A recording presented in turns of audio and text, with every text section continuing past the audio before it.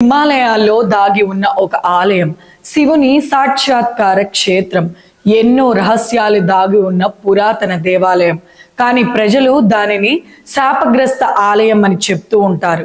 ఎందుకు? అసలు ఈ దేవాలయం ఎక్కడుంది, ఆ కథ ఏంటి అనే విషయాలు మాట్లాడుకునే ముందు స్మాల్ రిక్వెస్ట్, మా ఛానల్ సబ్స్క్రైబ్ చేసుకోండి. అలాగే తప్పకుండా మా ఛానల్ మెంబర్గా జాయిన్ అవ్వండి.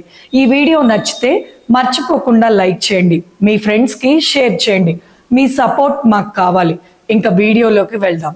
మహాభారత కాలంలో పాండవులు ప్రతిష్ఠించిన ఈ ఆలయం కలియుగంలో కనుమరుగైపోతుందని, శ్రీకృష్ణుడు ఇచ్చిన శాపంతో భూమిలో కలిసిపోతుందని అక్కడి వారు చెబుతున్నారు. ఈ రోజు మనం ఆ ఆలయ రహస్యాన్ని తెలుసుకునే ప్రయత్నం చేద్దాం.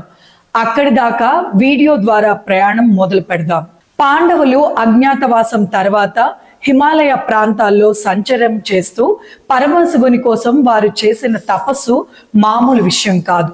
పాండవుల కోరిక మేరకు శివుడు లింగ రూపంలో అక్కడ వెలిశాడట. శివలింగం ఆవిర్భావం, దాని చుట్టూ ఆలయ నిర్మాణం ఇప్పటికీ ఎవరికీ సరిగ్గా చూడలేకపోయారు. స్థానికులు నమ్మే పురాణం ప్రకారం ఇది కేదార్నాథ్ ఆలయానికి సమానమైన పుణ్యక్షేత్రం.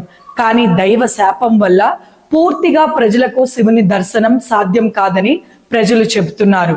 కొంచెం కొంచెం బయటికి కనిపించిన ఈ ఆలయ శిల్పకళ కేదార్నాథ్ ఆలయానికి దగ్గరగా ఉంటుంది.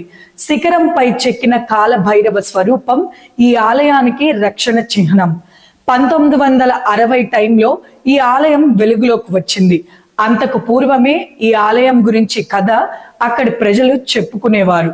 పాండవుల అజ్ఞాతవాసం సమయంలో శివుని దర్శనం కోసం ఈ ఆలయం నిర్మించారు.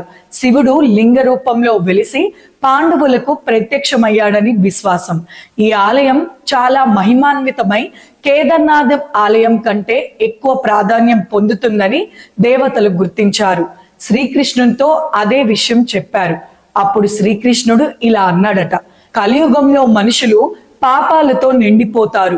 భక్తి కంటే లోభం, అధికార దాహం, హత్యలు, మోసాలు, కుతంత్రాలు, కక్షలు, అసూయలు పెరిగిపోతాయి. ఆ సమయంలో ఈ ఆలయం వెలుగులో ఉంటే దాని మహిమను మనుషులు భరించలేరు. కాబట్టి కలియుగంలో ఇది కనుమరుగు అవ్వుగాక అనే మాట అన్నాడు. ఇది శాపం అని స్థానిక ప్రజలు చెప్తున్నా ఇది దైవ సంకేతమని గ్రహించాలి. కృష్ణుడు చెప్పింది ఏంటంటే ఆలయం నాశనం అవ్వదు. కలియుగంలో ఈ ఆలయం భూమిలో రహస్యంగా కలిసిపోతుంది. దాని అసలు మహిమను ఎవ్వరూ చూడలేరు. దీని ఉద్దేశం ఏంటంటే కలియుగంలో అధర్ములు ఈ ఆలయాన్ని స్వార్థ ప్రయోజనాల కోసం వాడుకోకూడదని ఉద్దేశం. శివుని శక్తిని అందరూ భరించలేరు కాబట్టి అది గోప్యంగా ఉండాలి. కొద్ది మంది సత్యమైన భక్తులకు మాత్రమే ఈ ఆలయం రహస్యంగా దర్శనం ఇస్తుంది. సనాతన సాంప్రదాయం ప్రకారం సత్య, త్రేత, ద్వాపర యుగాల్లో దేవాలయాలు ఎక్కువగా ప్రత్యక్షంగా ఉండేవి.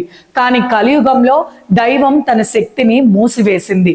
ఎందుకంటే మనుషులు ఎక్కువగా భక్తికి బదులు అరాచకానికి, సుఖాలకు లోనవుతారు. ఆలోచన భక్తి కంటే ఇతర విషయాలపై మాత్రమే ఉంచుతారు. కల్ప్ కేదార్ ఆలయం మహిమాన్వితమైనది, శక్తివంతమైన ఆలయం. అందుకే శ్రీకృష్ణుడు ఇది కలియుగంలో భూమి లోపల రహస్యంగా మిగిలిపోతుందని అన్నాడని పెద్దలు నమ్ముతారు. భూమిలో ఎక్కువ భాగం కూరుకుపోయి శివలింగం కూడా అసంపూర్తిగా మాత్రమే దర్శనం ఇవ్వడం నిదర్శనం. పురావస్తు శాఖ చేసిన అధ్యయనాల్లో ఎన్నో రహస్యాలు దాగి ఉన్నట్లు తెలుస్తుంది. 1900, 1980 టైంలో తవ్వకాల ప్రయత్నాలు చేసినప్పుడు ప్రతి ప్రయత్నానికి అడ్డంకులు రావడం, ఎన్నో కష్టాలు కలగడం వల్ల ప్రజలు అది దైవ సంకేతం అని మరింత నమ్మారు. చాలా సార్లు ప్రయత్నాలు చేశారు, అయినా ఒక్క అడుగు కూడా వేయలేకపోయారు. ఆలయం పైభాగానికి మాత్రమే పూజలు కొనసాగించడం చేస్తున్నారు. క్లౌడ్ బర్స్ట్లు, వరదలు, భూకంపాలు ఈ ఆలయం చుట్టూ సంభవించిన ఘటనలు. 6వ తేదీ ఆగస్టు 2025 క్లౌడ్ బర్స్ట్ వల్ల ఆలయం పూర్తిగా భూమిలో కూరుకుపోవడం, అక్కడే ఉన్న ధారాలి గ్రామం కొద్ది కొద్దిగా మాయం కావడం చూస్తుంటే ఆలయం ఎంత అద్భుతమైనదో తెలుస్తుంది కదా. ఇది దేవుడి ఆజ్ఞ. ఇప్పుడు ఈ ఆలయం లోకానికి మళ్ళీ కనబడదు అనేది అక్కడి ప్రజల అపారమైన నమ్మకం. సనాతన సాంప్రదాయంలో ఆలయాల ప్రాధాన్యం అందరికీ తెలిసిందే. ఆలయాలంటే కేవలం రాళ్ళు శిల్పాలే కాదు, అవి అక్కడి శక్తికి కేంద్రాలు, భక్తి శ్రద్ధలతో కూడిన మనోభావాలకు ఆత్మీయ స్థలాలు. శివుని లింగ రూపం ఆది అంతం లేని పరమాత్మ స్వరూపం. హిమాలయాల శివక్షేత్రాలు ఎందుకు ఎల్లప్పుడూ రహస్యాలతోనే ఉంటాయి? అది ఎవరికి అంతు చిక్కని విశేషం. భారతీయత అనేది ఈ రహస్యాల ద్వారా హిందువులంతా పొందే ఆధ్యాత్మిక బలం. కల్పకేదార్ ఆలయం మళ్ళీ వెలుగులోకి వస్తుందా? శాశ్వతంగా భూమిలో దాగి ఉంటుందా? అది ఎవ్వరికీ తెలీదు. కానీ ఒక్క విషయం మాత్రం నిజం, ఈ ఆలయం మనకు శివుని సాక్షాత్కారానికి విశ్వమంతా ఒక దైవీయ రహస్యమే అనే సత్యాన్ని గుర్తు చేస్తూనే ఉంటుంది. ఇది కేవలం ఒక ఆలయం కాదు, భారతీయ సనాతన ధర్మ మహిమకు నిదర్శనం, హిందూ సమాజానికి సందర్శనం, భక్తి శ్రద్ధ ఉన్నవారికి దర్శనం. జై హింద్. ఈ వీడియోపై మీ అభిప్రాయాలను తెలుసుకోవాలని అనుకుంటున్నాను. తప్పకుండా కామెంట్ రూపంలో తెలియచేయండి, లైక్ చేయండి, షేర్ చేయండి. ఉంటాను, మరో వీడియోతో కలుసుకుంటాను. సెలవు. మీ దివ్య రవి రిపోర్ట్స్.